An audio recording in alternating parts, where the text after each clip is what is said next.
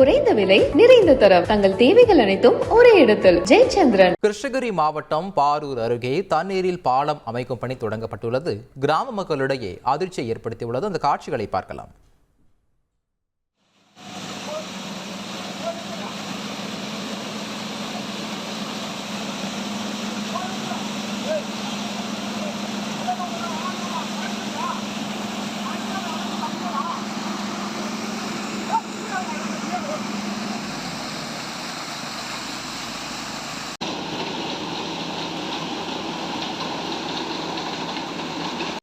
சொன்னாலும் கேட்க மாட்டாங்க. இது குறித்த கூடுதல் தகவலை செய்தியாளர் மணிகண்டன் வழங்கிட கேட்கலாம்.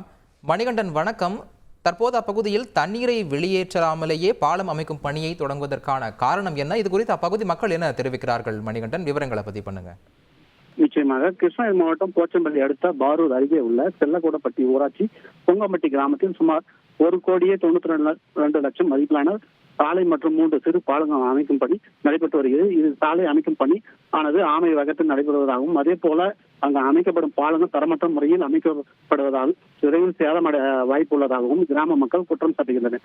இந்த நிலையில் அங்கு பாலம் அமைக்கும் பணியின் பொழுது கட்டுமான பணிக்காக தோண்டப்பட்ட பள்ளத்தில் தண்ணீர் நிரம்பியுள்ள நிலையில் அதில் நேரடியாக ஜல்லிக்கலவை மற்றும் சிமெண்ட் ஆகியவை கொட்டும் பணியில் கட்டுமான பணியாளர்கள் ஈடுபட்டனர். இது குறித்து அங்கு வந்த அதே பகுதியைச் சேர்ந்த நாகராஜ் என்பவர் தனது செல்போனில் அதை வீடியோவாக பதிவு செய்து சமூக வலைதளங்களில் பரப்பி வரும் நிலையில் அந்த வீடியோவானது தற்போது வைரலாகி வருகிறது.